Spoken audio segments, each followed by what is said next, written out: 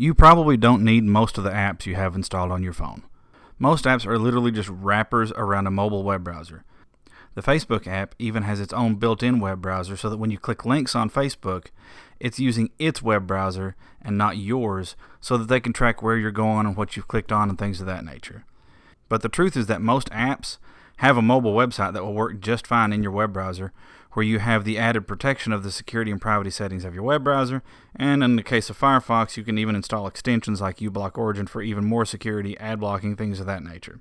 So instead of installing apps for everything under the sun, consider using the mobile web browser on your device more often. And if you find it inconvenient to manually open your browser and navigate to a web page every time you want to see something, instead of doing that, once you're at a web page, click the three dots down here if you're using Firefox and click the button that says Add to Home Screen. We can name it whatever we want. We hit Add, hold this icon, drag it somewhere, and now we've installed a quote-unquote app where we can just click an icon and go straight to that mobile web page. So if we close Firefox,